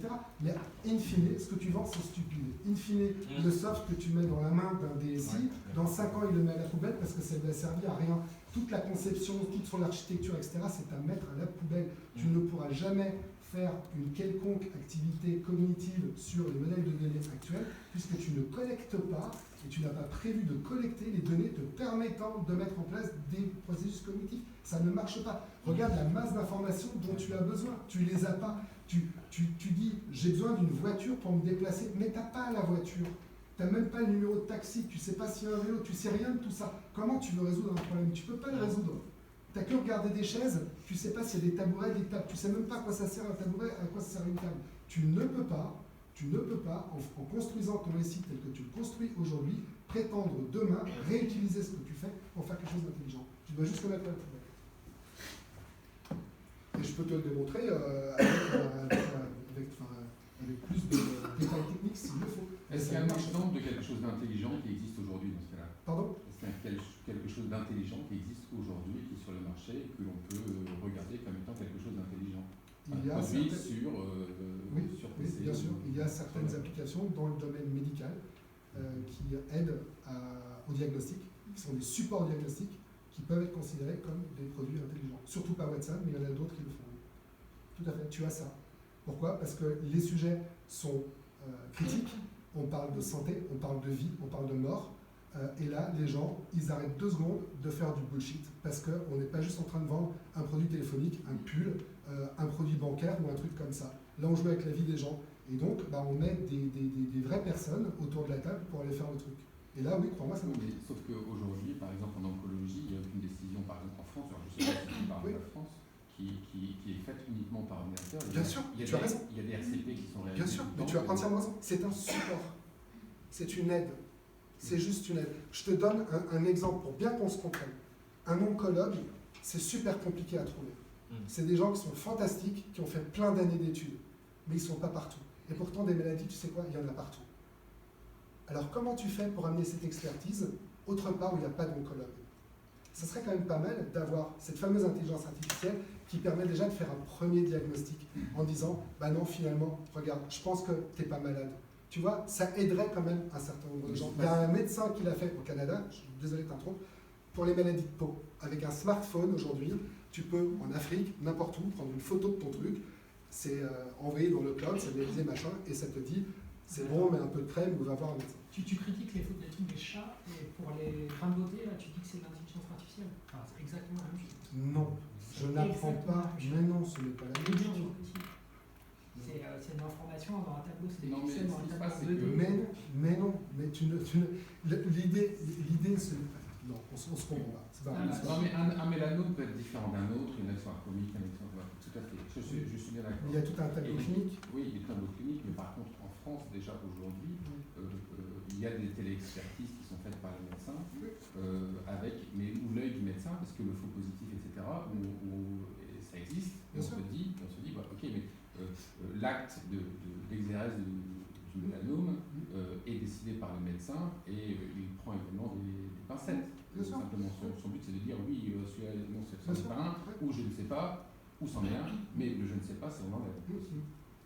Et qui est validé derrière par la NAPAT. Mais encore une fois, ce n'est pas un outil qui remplace l'être humain dans ce cas précis. Complètement, mais c'est un support. C'est un support. Le danger du modèle, notamment proposé par IBM, c'était entre guillemets, de trop laisser faire la machine.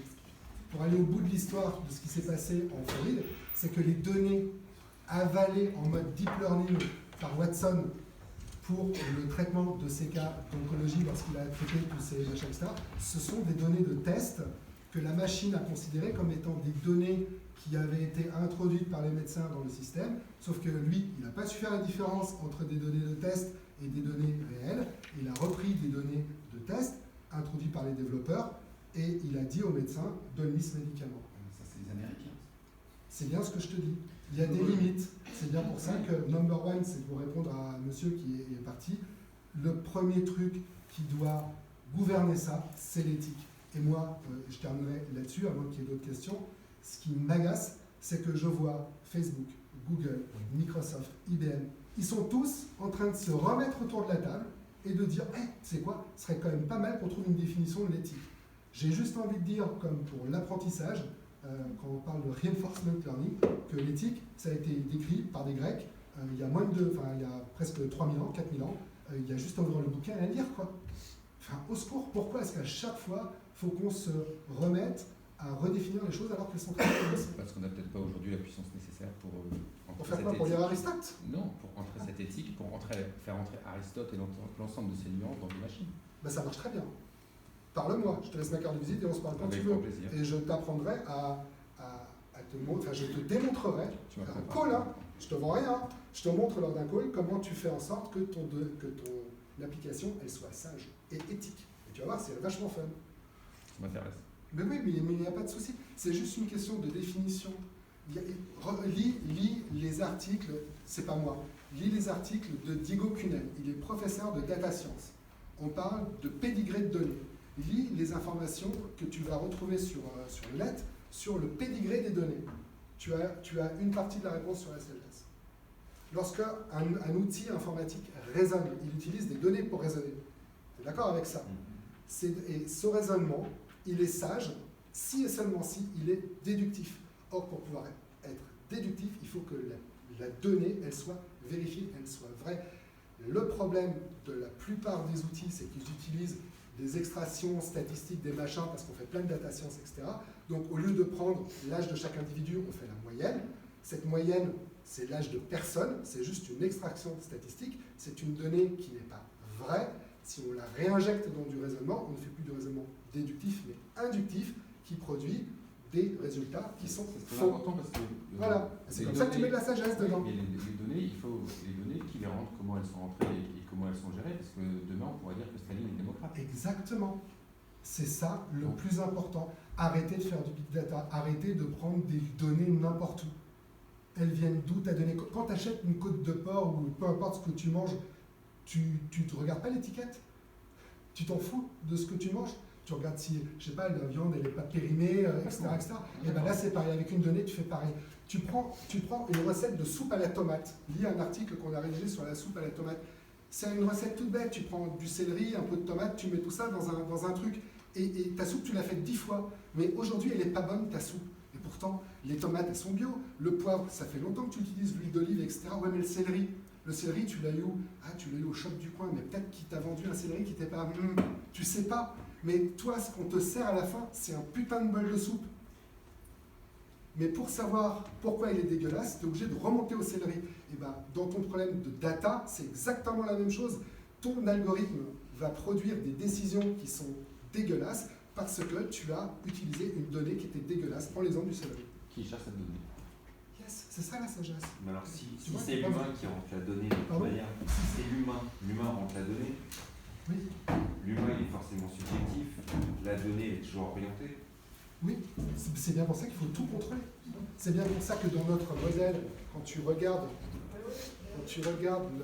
le bazar qui est ici, voilà, ici, au niveau des propriétés rattachées à chaque chose, il y a les propriétés mentales. Dans les propriétés mentales, tu as les propriétés de type raisonnement, qui est flagué soit à 0, soit à 1, en fonction du fait, si la donnée qu'on manipule, elle est déductive, elle permet de faire des trucs déductifs ou inductifs. C'est-à-dire que par défaut, moi je considère que lorsque tu me donnes une donnée à ingérer, qui est dans mon smart neuron, là, qui va aller plus loin, par défaut, je considère que cette donnée, elle est inductive, parce que je ne te fais pas confiance. À toi de me démontrer ton pédigré, à toi de me dire, regarde mon kilo de tomates, Marc, il est super. Et là, on le flagrera à 1. Mais sinon, non.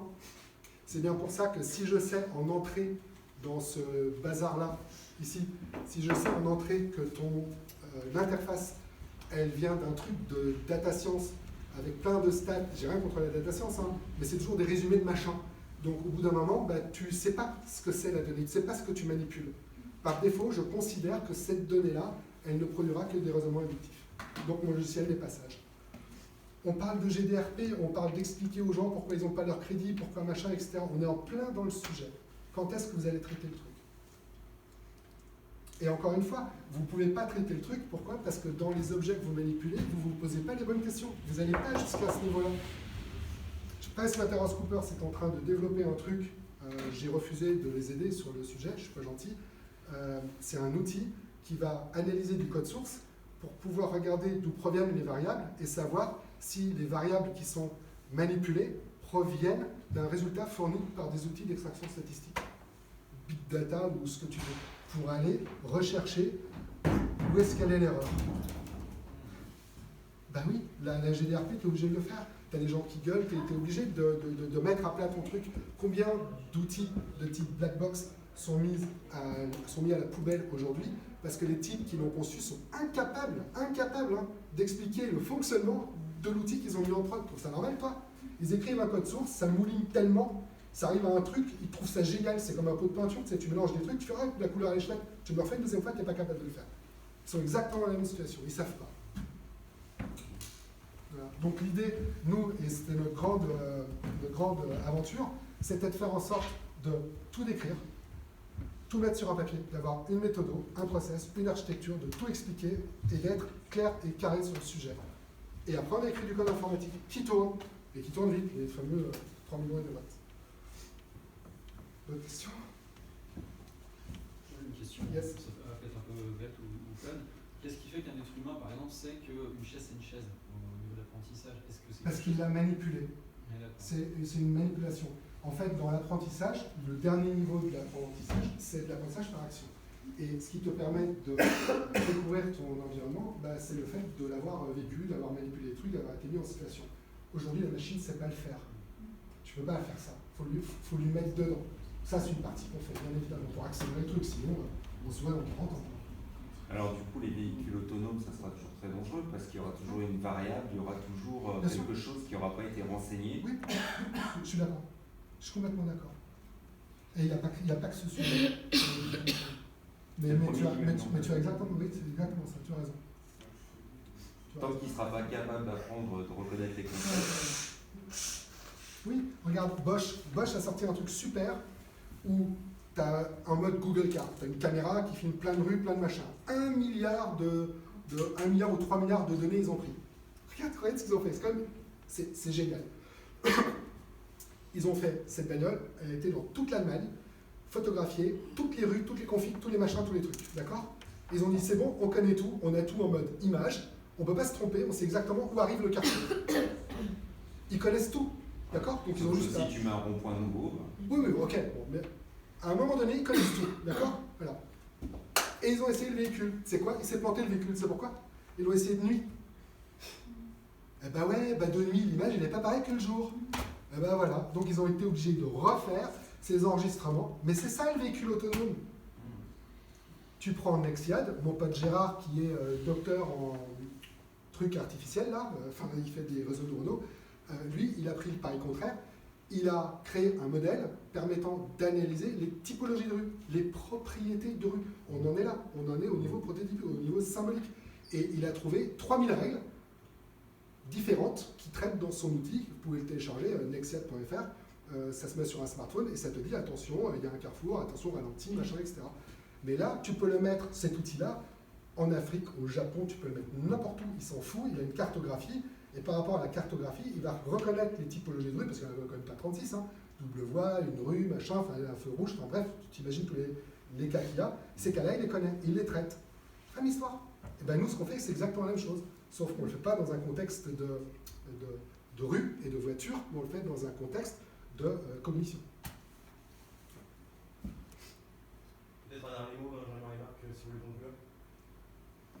Non, c'est bon, je trouve ça intéressant du côté développeur justement de se rouvrir à tout ça et en ayant les deux en tête, et ça permet aussi de mettre les bons mots sur les bons trucs. Enfin, nous on est plutôt du côté à ne pas appeler ça intelligence artificielle si ça en est pas, même si les tentations viennent vite parce qu'on le voit partout, mais ça permet de reposer un peu la définition. J'espère qu'on va sans aller jusque là en bossant avec des équipes dans tous les sens. Mais effectivement, les développeurs, enfin, nous, on a tendance à pouvoir. On nous donne le projet, c'est quasiment nous la porte d'entrée. Donc, c'est aussi aux boîtes de web et de design d'aller chercher quelque part. Nous, pour avoir fait quelques projets dans le médical, il faut des docteurs autour de la table pour chaque truc. Enfin, il faut toutes les compétences. Bah, tu vois, t'as oublié les psychologues. Oui, non, mais là, c'est un exemple. Mais il n'y a pas que toi, hein. Il n'y a pas que toi. Ouais. Il n'y a pas que toi. Mais c'est triste. Je sais pas, moi, si je vais chez le dentiste, j'espère qu'il sait ce que c'est une dent et comment il va pouvoir la soigner. Enfin bref. Merci. Merci.